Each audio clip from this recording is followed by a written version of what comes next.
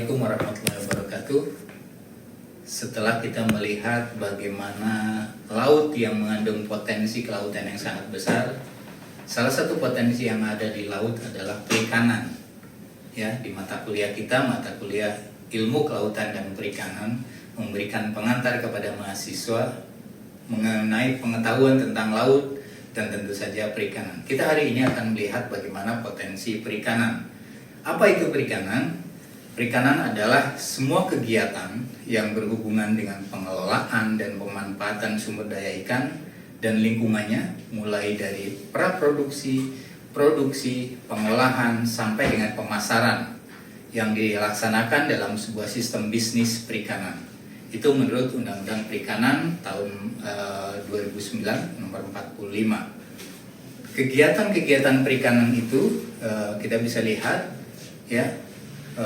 Tentu saja potensi perikanan itu sangat besar ya. Kalau kita bagi ikan ya dalam kelompoknya, kita bagi saja ikan itu dalam kelompok ikan demersal dan ikan pelagis ya. Ikan demersal itu adalah ikan-ikan yang hidup pada dasar perairan atau dekat dengan dasar perairan atau berasosiasi dengan dasar perairan.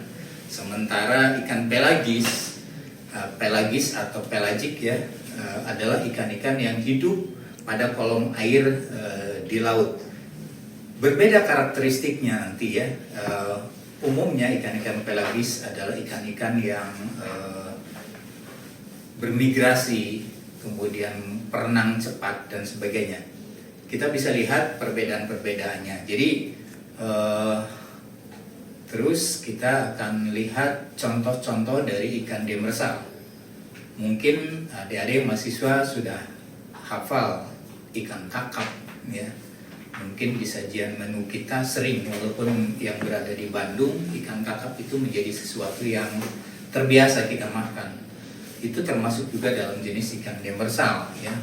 Ikan kerapu ya, banyak jenisnya ya. Ada kerapu macan, ada kerapu lumpur dan sebagainya ya.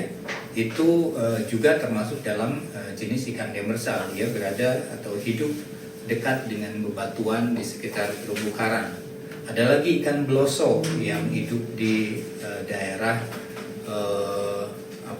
berlumpur ya. Kemudian ada ikan namanya unik, manyung ya. Ikan manyung ya. Ini sangat khas ya, menjadi ikan laut ya, yang juga menjadi bagian dari atau mirip-mirip dengan ikan lele kalau di air tawar ya. Ikan manyung ini kalau di Pantura di Indramayu ada sebuah sajian masakan yang berasal dari ikan manyung ya, yang sangat nikmat rasanya. Kemudian ada ikan gulamah ya, ini juga menjadi ikan demersal. Selain ikan tentu banyak jenis udang ya, yang juga termasuk dalam jenis-jenis ikan demersal atau jenis-jenis biota demersal yang biasa hidup di dasar perairan, walaupun bisa bermigrasi ke tengah ya. Ikan, kemudian udang yang paling terkenal barangkali lobster ya. Lobster ini menjadi udang yang mungkin saat ini di Indonesia yang cukup mahal harganya dan menjadi sajian yang sangat prestisius ya bagi beberapa kalangan. Kemudian tentu saja selain ikan dalam bentuk finfish ya, yang sebenarnya karena definisi ikan menurut Undang-Undang 45 itu adalah seluruh biota yang seluruhnya atau sebagian hidupnya itu berasal atau berada di air. Jadi kalau definisi tersebut maka mungkin masuk rumput laut di dalamnya ya, itu potensi yang demersal. Kemudian ada kerang-kerangan juga itu menjadi potensi demersal dari perikanan. Rumput laut, kekerangan itu menjadi bagian dari ikan-ikan demersal. Kemudian cirinya apa ya? Ikan-ikan demersal itu umumnya adalah ikan-ikan yang berasosiasi dengan dasar perairan. Ada di lumpur, kemudian ada di bebatuan, ada di pasir, merendam di pasir dan sebagainya ya. Seperti kekerangan tadi, kita bisa kalau kita mau menangkap mengambil kerang tentu kita harus menggunakan alat yang mengeruk bagian dasar dari perairan atau dari pasir sehingga kita bisa mendapatkannya ya. Itu ikan-ikan demersal. Kemudian ikan pelagis. Ikan pelagis adalah ikan-ikan yang hidupnya itu berada di kolom perairan. Cirinya biasanya adalah dia memiliki bentuk seperti torpedo ya atau streamline ya, memiliki bentuk yang langsing seperti itu ya. Kemudian memiliki renang cepat. Kemudian umumnya memiliki penginderaan yang sangat tajam, pendengaran yang tajam dan punya penciuman juga ya. Dan sifatnya dia punya kebiasaan berwaya atau bermigrasi, baik migrasi harian maupun musiman. Yang harian itu bisa saja dari bawah menuju ke atas, atau kalau yang musiman ada berbagai macam jenis ikan yang bermigrasi berdasarkan musim hujan atau musim kemarau ya. Bahkan yang bermigrasi antar benua, antar samudra ya. Antar samudra seperti ikan tuna ya, itu bermigrasi antar samudra ya, dari samudra Hindia menuju ke samudra Pasifik dan sebagainya.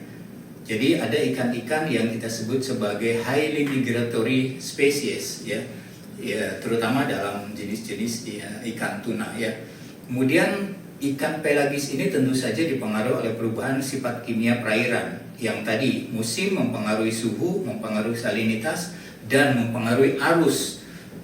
Kemudian arus akan mempengaruhi pergerakan dari jenis-jenis ikan pelagis ini, dan pergerakan ini yang kemudian juga bisa dimanfaatkan oleh para nelayan untuk dilakukan penangkapan pada saat melakukan ruaya. Kita bisa lihat berikutnya berkenaan dengan sifat-sifat dari beberapa jenis biota tadi. Di sungai di muara sungai ya, kita bisa melihat banyak juga biota di situ. Ada jenis-jenis ikan yang punya adaptasi terhadap perubahan salinitas. Ada ikan-ikan yang mampu mentolerir perubahan salinitas yang sangat tinggi ya. Artinya dari salinitas rendah sampai salinitas tinggi dia bisa hidup karena estuarium itu fluktuasi salinitasnya sangat tinggi ya. Seperti ikan bandeng misalnya gitu ya, itu termasuk ikan-ikan yang memiliki kemampuan beradaptasi terhadap perubahan salinitas yang tinggi di estuarium. Ada juga yang stenohalin. Stenohalin itu artinya ikan-ikan tersebut tidak mampu beradaptasi dengan perubahan yang tinggi, dia hanya mampu pada perubahan-perubahan salinitas yang rendah. Tentu saja pada umumnya ikan air laut adalah bersifat stenohalin. Dia tidak bisa kita domestikasi atau kita tidak bisa jadikan dia sebagai ikan air tawar.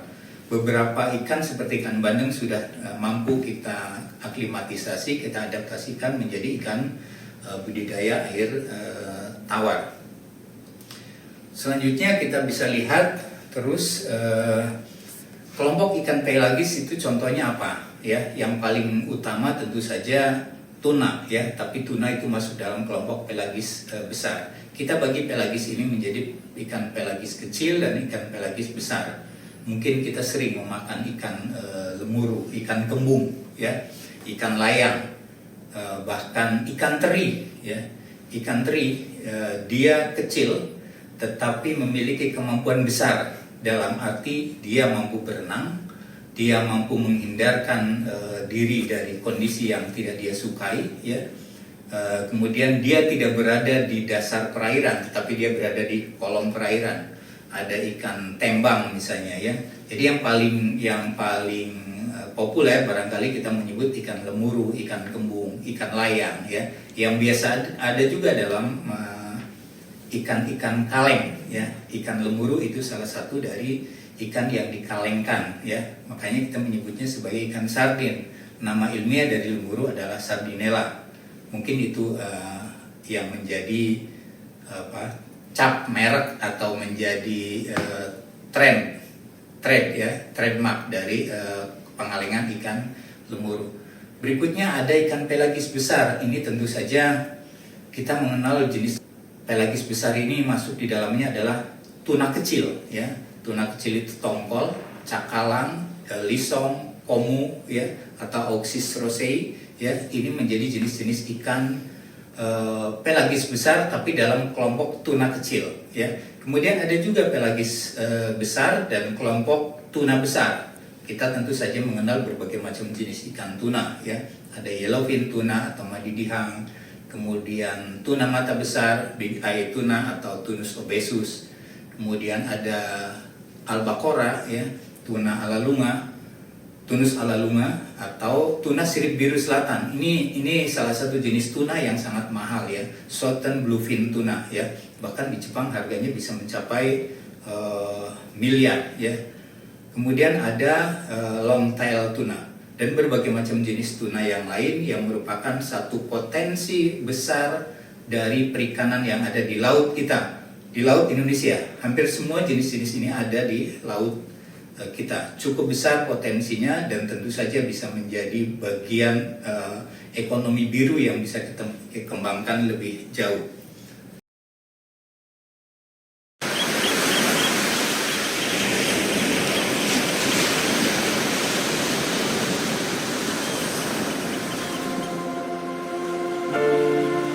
Negara kepulauan terbesar di dunia, dengan luas perairan sekitar 74% dari total wilayahnya. Dengan lanskap seperti ini, tak pelak Indonesia memiliki potensi kekayaan sumber daya laut yang luar biasa, khususnya di sektor perikanan. Di dalam laut Indonesia, seluas sekitar 5,8 juta kilometer persegi, 54% kebutuhan protein nasional dipenuhi dari ikan dan produk laut lainnya. Sekitar 10% produk perikanan dunia berasal dari Indonesia. Potensi lestari sumber daya ikan laut Indonesia diperkirakan sekitar 12 juta ton per tahunnya. Tuna, cakalang, tongkol, kakap, dan kerapu adalah beberapa jenis ikan tangkap yang bernilai ekonomis tinggi. Produksi ikan tangkap Indonesia saat ini tercatat menduduki peringkat ketiga di dunia setelah Cina dan Peru. Dan untuk perikanan budidaya, Indonesia menempati urutan ketiga setelah Cina dan India. Sementara untuk perikanan budidaya laut, potensi areal budidaya tercatat lebih dari 12 juta hektar. Dengan sumber daya yang sangat besar ini, tantangan pengelolaannya juga sangat besar dan kompleks. Masalah illegal fishing menjadi momok nomor 1 dalam perikanan Indonesia. Pencurian ikan, penangkapan dengan bahan yang merusak lingkungan, dan alat tangkap yang tidak sesuai aturan merupakan bentuk illegal fishing. Praktik penangkapan ikan dengan cara ilegal, tak dilaporkan dan tidak diatur, membuat puluhan juta ton sumber daya perikanan hilang. Kementerian Kelautan dan Perikanan mencatat bahwa kerugian negara akibat illegal fishing diperkirakan mencapai 100 triliun rupiah per tahunnya.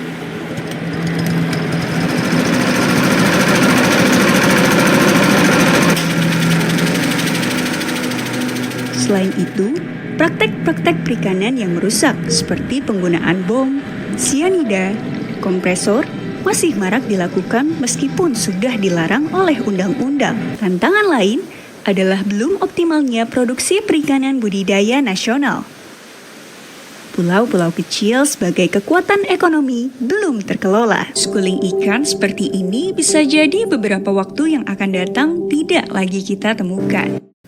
Barangkali itu potensi secara ringkas, potensi sumber daya perikanan kita. Di samping nanti kita akan bicara tentang potensi budidayanya, potensi pengolahannya, ya. Sangat banyak yang bisa kita kerjakan, yang bisa kita eksplor dan kita bisa kembangkan dari produk-produk perikanan yang ada di laut, ya. Itulah potensi perikanan yang ada di laut kita dan itulah pentingnya kita mempelajari ilmu kelautan. Mudah-mudahan bisa menambah wawasan kita berkenaan dengan potensi perikanan yang ada di Indonesia. Terima kasih. Assalamualaikum warahmatullahi wabarakatuh.